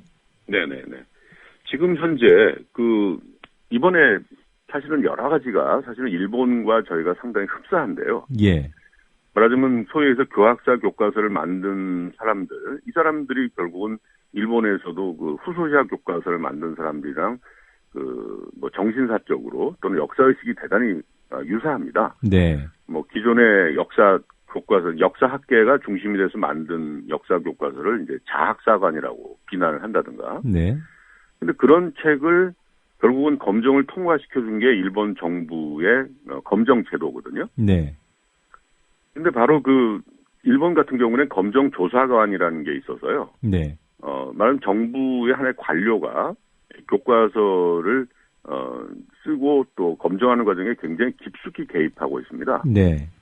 그럼에도 불구하고 일본의 많은 이제 역사학자들이 상식을 가지고 책을 쓰기 위해서 애를 쓰고 있는데 네. 최근에 보면 이 세형모가 발간될 당시에 세형모 교과서 발간 당시 일본의 교과서 조사관이 대체로 보면 세형모 회원들 출신이었어요. 그러니까 그러면 마찬가지로 우리가 만약에 이 편수국이 강화된다고 했을 때 거기에 과연 누가 가서 그런 역할을 할까? 저는 네. 그런 사람들이 할 거라고 생각이 들거든요. 네. 또 마찬가지로 근데 최근에 지금 일본 같은 경우는 이런 것을 더 강화해서 정부의 입장과 다른 교과서가 나오지 못하게 하겠다. 이렇게 이야기하고 있어요. 네. 이 이야기는 결국은 과거의 식민 지배를 반성하고 예를 들면 뭐 이 독도 문제와 같은 이런 것을 통해서 불필요한 갈등을 유발하는 것을 사실은 일본의 상식을 가진 역사학자들은 원치 않습니다. 네. 근데 이제 그런 것을 강요하겠다라고 하는 것이거든요. 그러면 아마 그 결과물은 결국 우리 쪽에서 볼 때는 굉장히 아마 극심한 이제 역사 왜곡으로 볼 수밖에 없는 결과가 나오겠죠. 네. 그러면 말하자면 그런 과정을 우리도 아주 모델로 생각하고 또 그렇게 하고 싶어 하는 거죠. 네. 그렇다면 이건 뭐 계속해서 뭐 한국과 일본이라는 국적은 다르지만 사실은 뭐 제도적인 측면이나 뭐 결과면이 아마 거의 유사한 그런 그 국가가 특히 국가라기보다는 정권이겠죠. 정권이 자기 입맛에 맞는 역사 교과서를 만들겠다는 이런 식으로 따라가려고 하는 게 아닌가 이렇게 생각이 듭니다. 그 일본 문부과학성 같은 경우에 그 해설서를 내지 않습니까? 네네. 일종의 지침서지요. 네네. 네, 그걸 우리 정부도 만들어낼 가능성이 있는 것으로 보시는지요? 저희 같은 경우는 그것을 이제 역사 뭐 뿐만 아니라 이제 교육 과정이라든가, 네. 지필 지침이라든가 이런 게 있습니다. 저희도. 현재도 있습니까? 네, 그렇습니다. 역사도 교과서, 네. 역사 부분도 있습니까? 네, 모든 과목이 다 있습니다. 네. 그러니까 사실 그 중에서 지금 뭐 딴 과목보다는 이제 한국사 교과서가 제일 관심의 대상이 지금 되고 있죠. 네. 그런데 이제 그 교육 과정과 지필 지침에 따라야만 그것을 만약에 어기면 그 교과서는 검정을 탈락하게 돼 있어요. 네. 근데 그것이 대체로 이제 소위 뭐 대강화라는 방침에 따라 검정제의 원칙에 따라서 말하자면 아주 세세하게 규정하고 있지는 않습니다. 예, 그렇군요. 근데 그것을 만약에 이제 정부가 편수 기능을 강화해서 여기에 손을 대겠다고 하면 아마도 그 교육 과정이라든가 지필 지침을 굉장히 세부적으로 아마 작성할 거라고 저는 생각이 듭니다. 네. 그래서 어떻게 좀 더 다양한 해석이 가능한 그러니까 말하자면 교과서란 집필자들이 자기 멋대로 써서 책을 출판하는 게 아니고요. 예. 여러 차례의 그런 교육 과정, 집필 지침 그리고 검정 과정을 통과한 책이거든요. 예. 그러니까 사실은 이 과정에서 대한민국 현재 정부 하에서 어떻게 좌편향 교과서가 통과할 수 있는 제도적 장치가 없습니다. 근데 이제 어떻게 보면은 도저히 합격할 수 없는 책을 합격시켜줬기 때문에 문제가 되는 것이죠. 네. 말하자면 이제 그런 것들이 만약에 이런 식으로 제도가 되게 되면 아마도 그것을 아주 세세하게 규정을 해서 어떻게 보면은 좀 그런 다양한 해석이 불가능한 구조로 가게 될 것을 우려하고 있습니다. 네.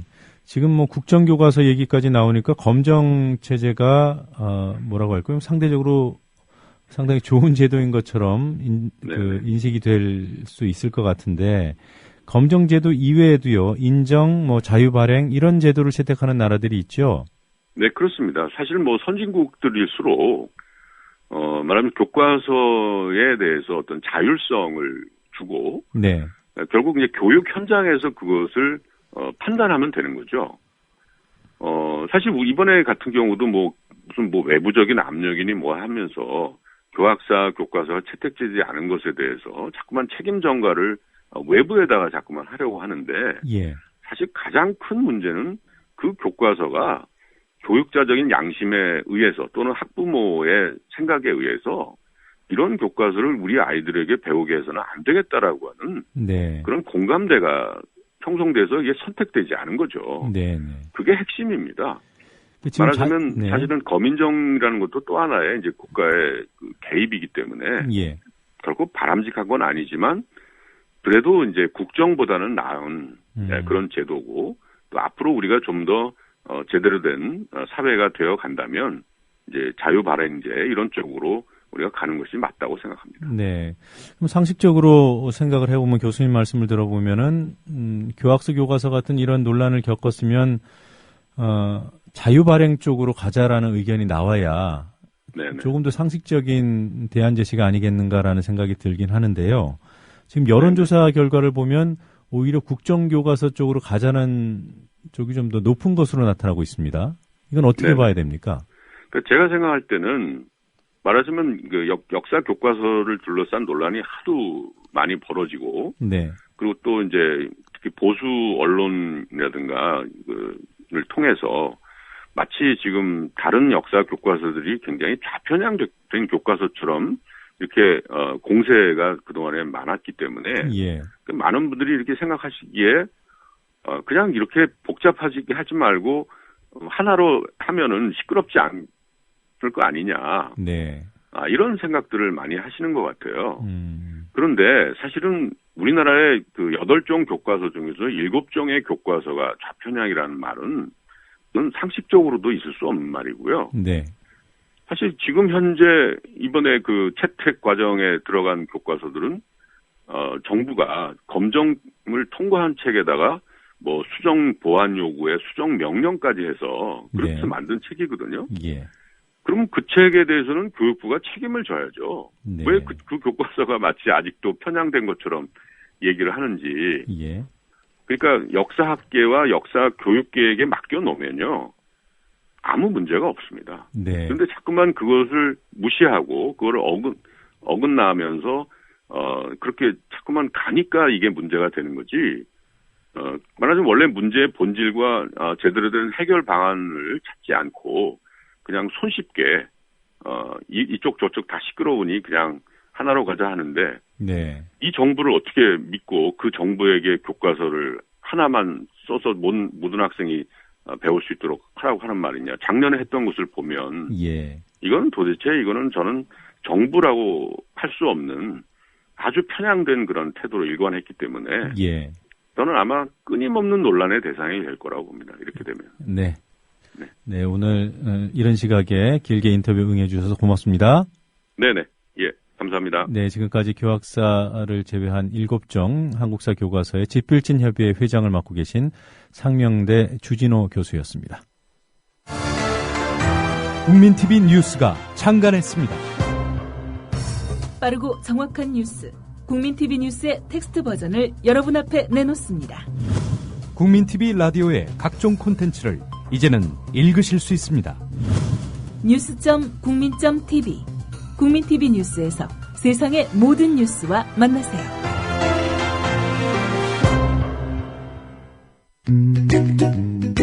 국민TV 라디오를 지지해주시는 방법. 팟빵 홈페이지에서 총 4가지를 클릭해주세요.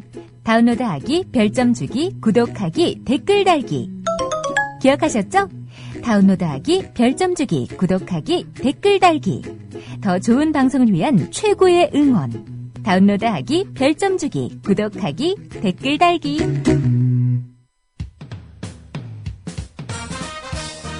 공정한 시각, 따뜻한 관찰. YTN 해직 기자 노종면의 뉴스바. 이제는 초대석으로 함께합니다.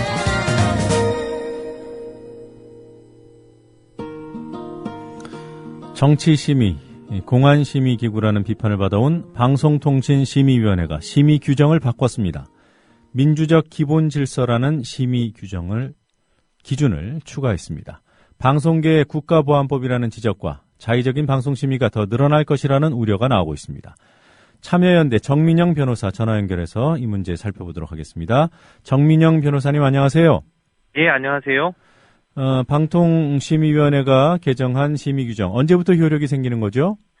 예, 일단 이번에 의결된 심의 규정 개정안이 이제 15일에 오는 15일에 이제 관보에 게재가 되면서 이제 효력이 생깁니다. 네. 예. 자, 그럼 모레부터 효력이 생기는군요. 예. 현재와 어떤 부분이 달라지는 거죠? 예, 일단 며칠 전에 개정해서 의결한 심의 규정을 보면 네. 여러 가지 이제 문제될 조항들이 많습니다. 아시다시피 이 방심위가 그동안 상당히 자의적으로 일관성 없는 심의를 해왔다 이런 비판이 많았는데요. 네. 앞으로 이런 편향된 심의가 더 본격화될 거란 예상을 이제 하게 됩니다. 예를 들어서 이 방송 심의 규정 29조 2.1항이 생긴 걸 보면 네. 이 방송은 헌법의 민주적 기본 질서를 해치는 내용을 방송해서는 안 된다. 이제 이런 내용이 들어갔고요. 네. 2항에서는 이제 방송은 남북한 간의 평화적 통일과 적법한 교류를 저해하는 내용을 방송해서는 안 된다. 이런 내용도 들어갔습니다. 네. 그러니까 이 헌법을 지키자는 게 이게 좋은 내용인데 뭐가 문제냐고 생각하실 수도 있겠지만 이렇게 추상적이고 모호한 조항을 심의 규정으로 갖다 놓으면 방송을 만드는 입장에서는 이 어떤 방송이 이 조항에 위반되는지 아닌지 예측하기가 어렵습니다. 네. 결국은 논란이 될 만한 프로그램을 이제 만들지 않게 되는 거고, 이제 이런 개정이 결국은 정권의 언론 길들이기 이런 연장선상에 있다고 봐야 될 것 같습니다. 네. 그 문제 조금 더 구체적으로 잠시 후에 좀 여쭤보도록 하고요. 예. 예, 방심위 심의 규정 개정 문제가 벌써 한 달 이상 논란이 지속되어 오지 않았습니까?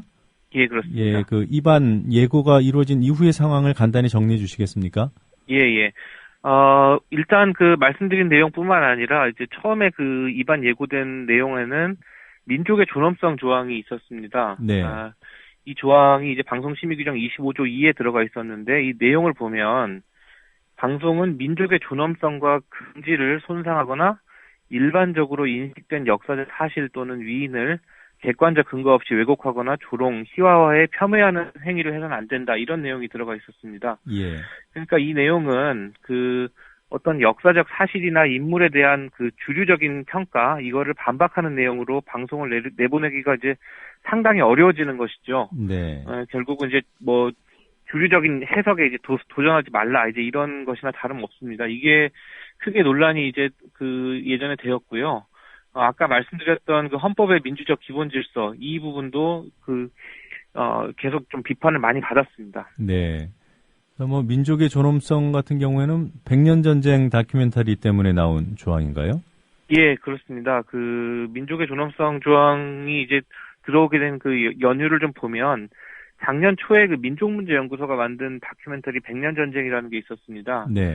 이 프로그램들이 이승만, 박정희 두 전직 대통령에 대해서 상당히 좀 비판적으로 좀 다룬 내용들을 좀 갖고 있습니다. 네. 그래서 이 시민들이 만든 프로그램을 방송하는 RTV라는 방송국이 있는데 여기서 이 두 다큐멘터리를 방송했다가 이제 방통위로부터 중징계 처분을 받았습니다. 예. 이게 징계 이유를 살펴보면 이 심의 규정 중에 공정성, 객관성 조항을 위반했고 사자 명예훼손이다 이런 것이었는데 네.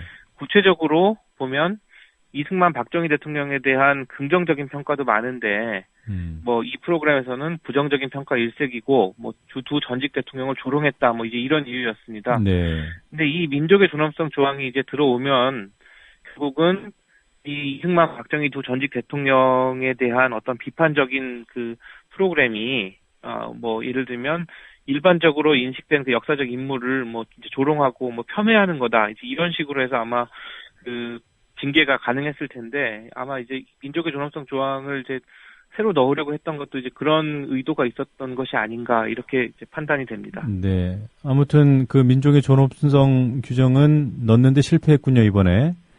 예, 그렇습니다. 네, 그건 빠지고 헌법의 민주적 기본 질서 이 부분만 추가를 한 것이죠? 예, 맞습니다. 네. 조금 전에 이게 헌법의 가치이기 때문에 나쁜 것이 있겠냐, 그러나 추상성 때문에 논란이 될 것이다 이렇게 말씀하셨는데요. 네네. 일부에서는 국가보안법의 방심위 버전이다 이런 지적도 나오더군요. 예, 그렇습니다. 네, 동의하시는지요? 예, 과거에 국가보안법이 이제 막걸리 보안법이라고 이제 얘기를 하지 않았습니까? 이렇게 걸어도 걸리고 저렇게 걸어도 걸리고 도무지 예측 가능성을 줄 수 없다라는 게 이제 국가보안법에 대한 비판이었는데요. 예. 이번에 그 헌법의 민주적 기본 질서라는 조항 역시 이제 마찬가지입니다. 도대체 이제 뭐가 헌법의 민주적 기본 질서에 위반되는 것인지 예측이 이제 안 된다는 것이죠.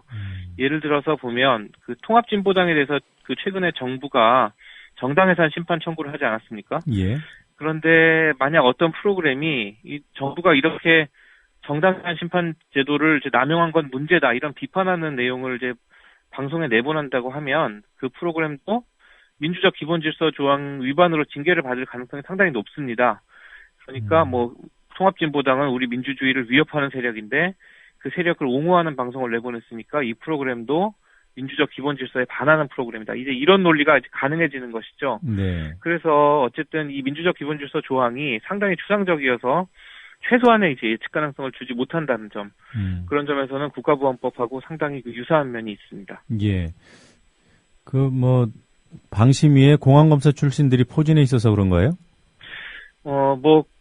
꼭 그런 이유 때문인지는 모르겠지만, 예. 어쨌든 상당히 지금 그 정권이나 이제 그간의 어떤 이제 줄주적인 역사 해석에 이제 문제를 좀 제기하는 프로그램들에 대해서 상당히 좀 그 민감하게 반응하고 있는 것 같습니다. 예.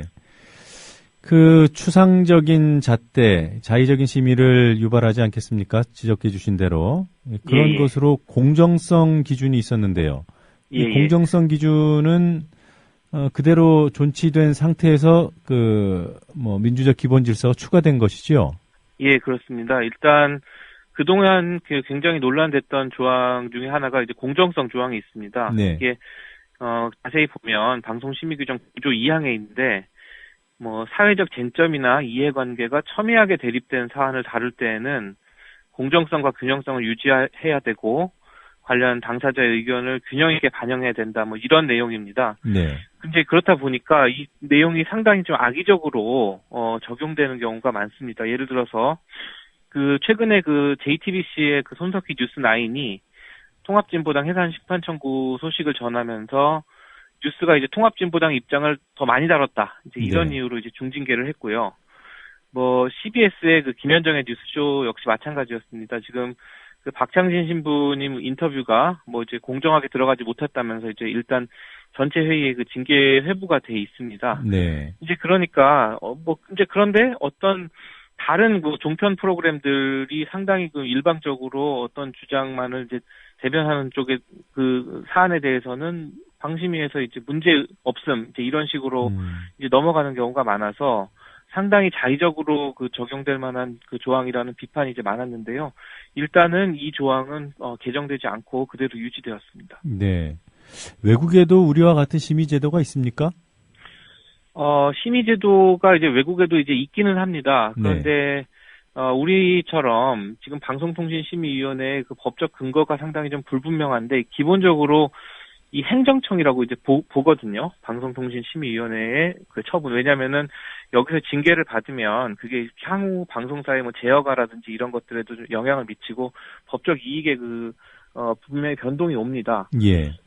그래서 이게 지금 우리 헌법이 지금 사전 검열을 분명히 금지하고 있는데 이게 검열에 해당하는 것이 아니냐 이런 논란도 상당히 있고요. 네. 그러니까 이런 식으로 분명 민간 자율 심의기구가 이제 심의를 하는 경우들은 이제 많이 있는데 우리처럼 법적 근거가 분명하지 않은 상황에서 행정청이 이제 심의를 하는 경우는 이제 많지 않은 것으로 알고 있습니다. 네, 그러니까 방송통신심의위원회는 민간 독립기구로는 돼 있습니다만 실질적으로 징계권을 갖고 있다 이렇게 볼 수 있는 거죠. 네, 그렇습니다. 그러니까 형식적으로는 징계 의결을 하면은 의결에 그치는 것이고 방송통신위원회에서 행정명령을 내려야 되는 거 아니겠습니까?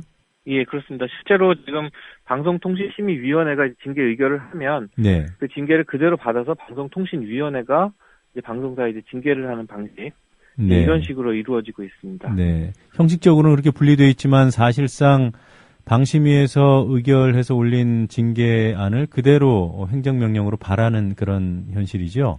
네, 그렇습니다. 그런 의미에서 행정청이라고 말씀하시는 거죠? 예.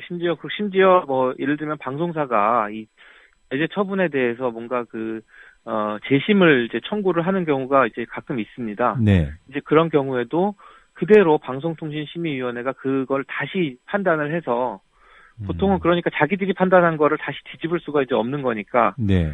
재심이 받아들여지는 경우는 거의 없고 그대로 방송통신위원회가 다시 이제 똑같은 징계를 다시 내리는 이런 일이 반복되고 있는 것입니다. 네. 그럼 외국에서 하는 그 자율심의 제도라는 것은 이런 뭐 징계라든가 그런 조치는 취할 수 없는 거군요. 예.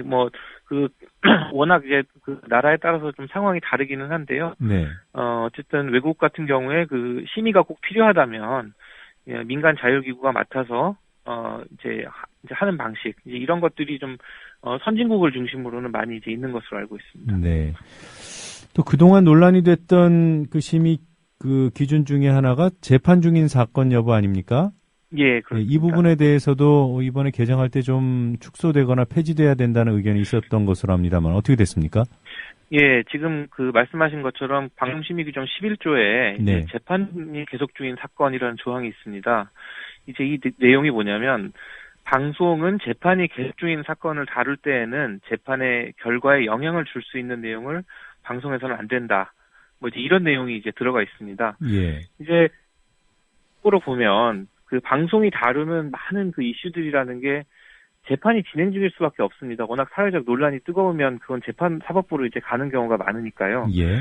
이제 그러면 이 규정을 그대로 따른다고 하면은 대법원 확정 판결 전까지 프로그램 제작이나 보도를 하지 말라는 것이나 다름이 없는 것이죠. 예. 실제로 얼마 전에 KBS 추정 60분 프로그램이 서울시 공무원 간첩 사건 무죄 판결의 전말 뭐 이런 프로그램을 내보냈다가 방송통신위원회로부터 징계를 받았습니다. 네.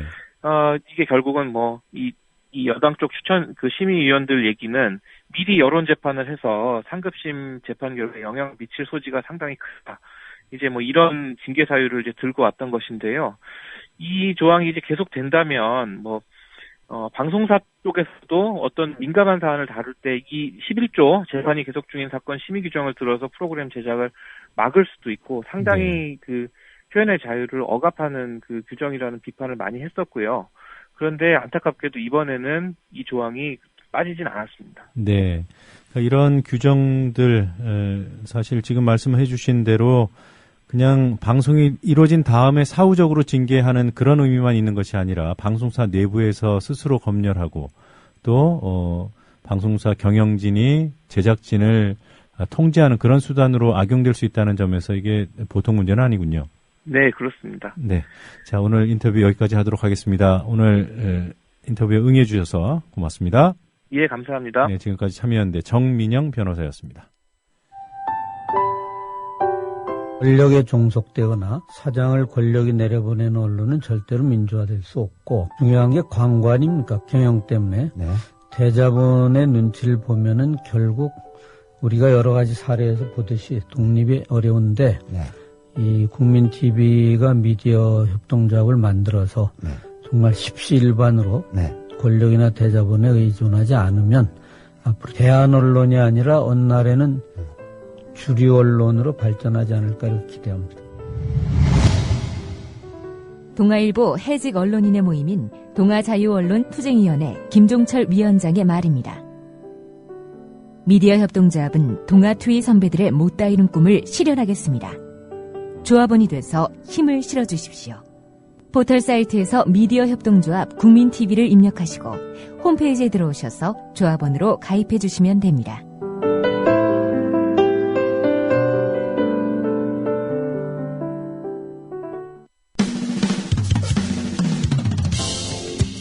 지금 여러분께서는 YTN 해직기자 노정면이 진행하는 국민TV 라디오 노정면의 뉴스바를 듣고 계십니다. 네, 가짜 특종이 판치는 언론 환경에서 진짜 특종의 의미를 생각해보는 특종의 진수 시간입니다. 지난주 주간 한국이 인터넷판에 농협이 이명박 전 대통령의 상금 세탁을 도운 정황이 드러났다는 내용을 보도했습니다. 하지만 이 기사는 노출된 지 몇 시간 만에 삭제돼 파문이 일었습니다. 외압으로 삭제된 것이냐 아니면 불충분한 취재에도 불구하고 설익은 보도를 한 것이냐 말이 많았습니다. 미디어스 김한 기자와 함께 알아보도록 하죠. 안녕하세요. 네, 안녕하세요. 네, 몇 시간 만에 삭제되고 한국일보는 주간 한국은 우리와 무관한 언론사다 이런 해명 사고까지 내고요. 네. 자, 어떤 기사였습니까? 네, 그 한국일보 인터넷판은 11일 이제 주간 한국의 기사를 게재하면서 이명박 전 대통령이 그 2011년 그 아랍에미리트 연합으로부터 받은 그 자이르 환경상을 상금이 이제 50만 달러였는데요. 이 상금을 국내 송금하는 과정에서 해외 수표가 입금되기 전에 이제 개인 계좌로 송금을 해주고 관련 전산 기록은 삭제됐다. 그래서 자금 세탁 의혹이 있다. 이렇게 보도를 했습니다. 네. 네, 현재 이제 원문은 삭제된 상태인데요. 뭐 엄청난 파장이 일었었습니다. 네. 자, 이 보도 내용을 조금 더 구체적으로 좀 설명을 부탁드리겠습니다. 네, 농협이 이제 상금 세탁을 도왔다라는 점인 건데요. 그 해외에서 그 받은 금품을 신고해야 하는 공직자법을 피하기 위해서 이명박 대통령 측이 자이르 환경상의 상금인 50만 달러가 입금되기 전에 그 매입을 요청을 했고, 농협에서는 그걸 바로 매입을 해서 약 5억 정도를 이명박 전 대통령의 개인 계좌로 넣어줬다는 겁니다. 그러니까 네. 이제 수표를 받기 전에 그 추심을 해서 돈을 넣어준 것이죠. 그리고 이런 내용들의 전산 기록이 그 농협의 청와대 지점에서 이루어졌는데 삭제됐다 이후에 뭐 이런 의혹입니다. 근데 이제 그 전자금융거래법과 자본시장법에 따르면 이제 금융기관은 전산 자료를 10년 동안 멸실되지 않도록 관리해야 합니다. 네. 근데 이것이 이제 지금 없다라는 것이 이제 한국일보 보도였고, 근데 이것이 그 당시에 이제 지난 정권에서 농협에 엄청나게 해킹 사건이 많이 발생했었는데요. 네. 한 서너 건 정도가 굵직한 것들이 있었는데 그 시기와 맞물리면서 엄청난 음모론과 의혹이 뒤를 따랐습니다. 네. 그러니까 이게 어떻게 된 거예요? 그러니까 돈을 먼저 송금해 준 것은 사실인가요? 네, 그거는 맞는 팩트인 것 같아요. 이게 좀 쟁점들이 나눠지는데요. 일단 돈을 보낸 거, 추심 전 매입의 예외성과 불법성을 볼 수 있을 것 같습니다. 근데 돈을 먼저 송금한 건 일단 맞는 팩트인 것 같고요. 네. 근데 이것이 극히 예외적이냐, 아니면 불법 행위냐, 요거에 대해서는 서로 약간 주장이 엇갈리는 것 같습니다. 네, 그러니까 그 부분은 다시 말씀을 드리고요. 어쨌든 이 상금이 근데 이명박 대통령이 기부하겠다고 했던 겁니다. 애초에 네. 그 수당을 했을 때는.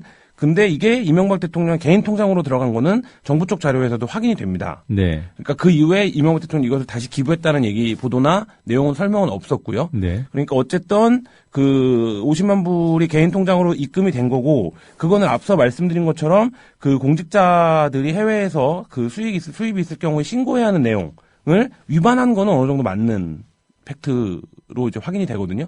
그러니까 이제 이것이 후에 재산 공개에서 이게 그 자이드 상금이 들어왔던 거다, 이렇게 이제 행정안전부가 설명을 했었던 부분은 이미 이제 2012년도 기사에도 있거든요. 네. 그러니까 이제 그런 부분들에서 어느 정도 정황적인 부분들은 분명히 있는데, 지금 이제 어쨌든 한국일보도 기사를 내린 거에서 보듯이 주간한국이죠. 예, 주간한국이 이제 기사를 내린 거에서 보듯이 이것들이 이제 농협의 전산자료 삭제라든지 이런 부분들은 아직 확인은 이제 구체적으로 되지 않고 있는 상황입니다. 네. 그러니까 받은 상은 자이르 환경상이라는 거고요. 예, 그렇죠. 이 수상할 당시에 언론이 환경계 노벨상이라 이렇게 이른바 네. 띄우면서 이명박 전 대통령의 업적으로 소개하지 않았습니까? 네, 그렇죠. 네, 그리고 상금을 기부하기로 했다는 입장도 청와대가 밝혔고요. 네네. 그 시점이 2011년 3월이었습니다. 네, 그렇습니다. 그런데 그 상금을 대통령이 수령한 사실은, 그러니까 대통령 개인 통장에 입금돼서 재산으로 증식된 그 부분은 1년이 지나서야 밝혀졌어요. 네, 그러니까 그 부분인데요. 그러니까 1년 지나고 이제 고위공직자 정기재산 변동 상황 신고를 할 때 이 상금이 이명박 대통령 개인 통장으로 입금했다라는 사실이 밝혀졌었습니다. 그래서 당시 이명박 대통령이 그 전년 대비 이제 3억 이상의 그 재산 증가를 보였는데, 그 고위공직자 중에서는 두 번째로 상승폭이 컸었습니다. 네. 그래서 이 부분에서 예금이 특히 이제 5억 이상 급증했었는데, 이 부분에 대해서 이제 해안부가 그 자이드 국제환경상 상금 수령으로 인한 예금 증가다, 이렇게 설명을 했습니다. 네. 근데 이제 앞서 말씀드린 것과 같이 두 가지 약속에서 의구심을 가져볼 수 있는데요. 하나는 이명박 대통령이 이것을 분명히 기부하겠다라고 했는데 개인 통장에 입금이 됐다는 점이고요. 그다음에 이것이 개인 통장에 입금되는 과정이 적법한 절차를 밟은 것이냐. 그러니까 이제 어쨌든 고위공직자가 해외에서 상금을 수령한 건데 이것이 뭐 세금 신고라든지 이런 부분들이 정확하게 된 거고, 뭐 어떤 과정을 통해서 입금됐냐, 이런 것들은 지금 이제 좀 확인이 필요한 이런 상황입니다. 네. 그 당시 얘기를 조금 더 해보면 이 수상 배경을 놓고도 말이 많지 않았습니까? 네, 그렇습니다. 뭐 기본적으로 이제 국내에 있는 대다수의 사람들은 이명박 대통령이 이제 어쨌든 토건이라든지 이런 쪽의 전문가인데 환경상을 받는 게 맞냐 뭐 이런 이제 의혹이 있었고요. 이게 근본적인 의문적이죠. 네. 있었고 그다음에 정부 쪽에서는 엄청나게 홍보를 많이 했던 상황입니다. 이 자이드 환경상이 뭐 환경 분야의 노벨상이다 이런 얘기도 했는데 실제 이제 내용적으로 보면 이 대통령이 이제 아랍에미레이트 정부한테 원전 수주 계약을 맺으면서 대폭 양보했던 대가로 이 상을 좀 받은 것이 아니냐, 뭐 이런 의혹이 있었고, 이런 부분들에서 이제 당시에 이명박 정부의 좀 비판적인 언론들은 문제 제기를 좀 했었는데, 네. 정부 쪽에서는 어쨌든 이거를 일방적으로 선전을 했었고, 대다수의 언론들이 이제 이명박 대통령이 환경계의 노벨상을 받았다라는 정도의 팩트로 보도를 했었습니다. 네. 앞서 잠깐 말씀을 해주셨어요. 정황상으로 보면 뭔가 있어 보인다. 네. 그런데 주간 한국 스스로가 기사를 내리지 않았습니까? 네. 네. 어떤 이유로 내린 거죠? 이제 주간 한국 관계자는 말로는 설명하기 힘든 복잡한 사정이 좀 있다 이런 좀 애매한 해명을 했는데요. 네. 취재 기자도 이제 인터뷰를 했습니다. 그래서 뭐 외압설, 로비설, 오버설 얘기가 나오는데 그런 것과는 좀 무관하다. 자세한 팩트를 확보하기 위해서 기사를 유보했고 내일 후속 보도를 하겠다 이렇게 얘기를 했습니다. 내일이 오늘이죠. 예, 오늘 네. 이제 잡지가 나오는 날이고 오늘 인쇄판에 실린 것으로 알려지고 있거든요. 그래서 오늘 구체적인 내용을 좀 확인을 해봐야 될 것 같은데요. 근데 이제 제 생각에 여러 가지 정황들이나 기사들을 놓고 보면 이명박 대통령 측에서 강하게 항의를 했던 건 아닌 것 같고요. 최초의 문제는 농협과의 관계, 농협에서의 항의였던 것 같습니다. 네. 농협에서 이제 예민하게 본 부분은 기록이 삭제됐다는 부분인데요. 이것은 사실 이제 은행의 공신력이나 신뢰도와 직결되는 문제이기 때문에 사실 이제 있을 수가 없는 일이죠. 은행 차원에서는. 네. 농협이 이제 그 부분에 대해서 강하게 그러니까 항의를 한 것 같고, 실제로 기자가 말하자면 제보나 취재 과정에서 그 전산에 접근하기는 좀 어렵기 때문에 그 부분에 대한 좀 이제 팩트에 대한 자신, 이거 농협 측에서 확인해 주겠다고 했던 것 같고요. 그런 부분들이 좀 유보가 됐던 것 같고요. 그래서 이제 주간한국 편집장도 농협의 자료와는 좀 갭이 있었다라는 말을 하기도 했습니다. 근데 이제 여기서 좀 재밌는 게 이명박 대통령 측은 즉각 반응을 내놓지 않았습니다. 그래서 네. 하루 정도 지난 다음에 유감 입장을 발표하고 사실과 다르다라는 입장을 기본적으로 발표했는데 구체적인 소명이나 해명은 아직까지는 나오지 않고 있고 이명박 대통령 측은 법적 대응을 하겠다라는 좀 다소 원론적인 그치고 있습니다. 네. 정리를 해보면 외국에서 상금을 받았음에도 불구하고 신고를 하지 않은 점, 즉시 신고하지 않은 점, 네. 그 다음에 어찌됐든 수표로 받은 상금을 추심전 매입이라는 그것이 불가능하지는 않아도 일반인들이 자주 쓰는 건 아니죠. 그렇죠. 주간한국 보도에 따르면 그 해 연도에 한 건이 있었다는 거잖아요. 네. 네. 그런 이례적인 이른바 편의 봐주기, 그것을 그런 것을 통해서 이명박 당시 대통령 개인 계좌로 돈이 송금된 것은 팩트고요, 사실이고요. 네. 그럼에도 불구하고 문제가 있다는 거는 이 추심전 매입이 과연 불가능한 일이냐, 그리고 전산 자료가 삭제됐냐, 이거 둘이라는 거죠. 네, 그렇습니다. 네, 그럼. 어떻게 되는 거예요? 이건 확인을 언제쯤 할 수 있습니까? 오늘 주간한국 보도가 나오고 농협 쪽에서도 이제 확인을 좀 적극적으로 해명을 해야 될 거라고 보여지는데요. 쟁점은 이렇습니다. 그러니까 말하자면 지금 말씀하신 것처럼 추심전 매입의 예외성 같은 경우엔 이명박 대통령이 이것을 기부하겠다라고 했는데 굳이 이렇게 급하게 말하자면 해야 될까? 만약에 기부를 할 거면 본인 재산이 아니니까 말하자면 세금을 정당하게 내고 나머지 금액을 기부하면 되는 것이잖아요. 이게 기부의 상징성이나 의미성으로 파악을 하는 거지 기부의 금액이 중요한 게 아니기 때문에. 근데 이제 굳이 이렇게 꼼꼼하고 깨알같이 이렇게 남들이 보기에 이거 왜 이렇게 한 거야? 라는 느낌이 가지게 일처리를 했을까라는 부분일 것 같고요. 만약에 이제 확인을 해봐야 되겠지만 추심전 매입하는 것이 금융거래법상의 불법적 소지가 있다라고 하면 이것은 엄청난 스캔들이 될 것 같습니다. 근데 이제 그 부분에 대해서 농협은 그렇지 않다라고 지금 해명을 하고 있는 상황이고요. 네. 말씀하신 대로 이런 사건이나 경우 자체가 굉장히 드물기 때문에 기자들도 아직 정확한 판단을 내리지 못하고 있는 것 같습니다. 그러니까 이제 말하자면 이게 예외적인 일인지 불법적인 일인지 이런 부분에 대해서는 좀 필요한 것 같고요. 은행 전산자료 삭제 같은 경우에는 만약 하나 이게 사실이라고 하면 농협의 존폐를 얘기해도 될 정도로 엄청난 사건입니다. 그러니까 얘기한 것처럼 대통령의 편의를 봐주는 차원이 아니라 대통령의 어떤 부정한 문제에 자기네가 적극적으로 결탁해서 개입을 하고 그 자료를 삭제해버렸다라고 하면 사실 이제 기본적인 금융기관으로서의 책무에 문제가 있는 거기 때문에 이 부분은 반드시 좀 농협 쪽에서 사실이 그렇지 않다라는 거를 적극적으로 해명을 해야 되지 않을까 뭐 이런 생각이 듭니다. 네, 사안이 워낙 중요해서 그 은행의 존폐까지 말씀하셨는데. 네, 이건 뭐. 그건 좀, 네.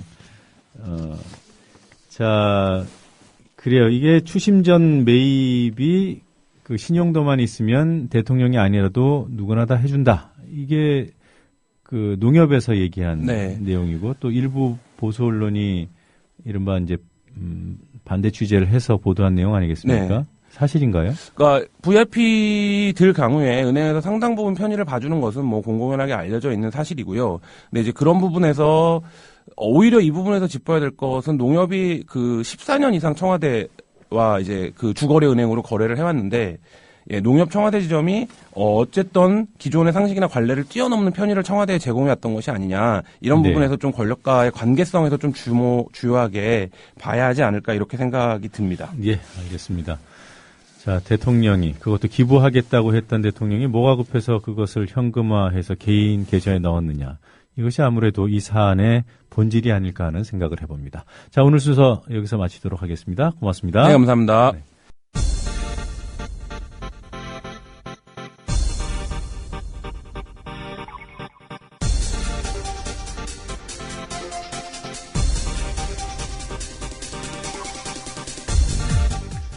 네, 뉴스바 마칠 시간입니다. 오늘 퀴즈 정답 말씀드리겠습니다.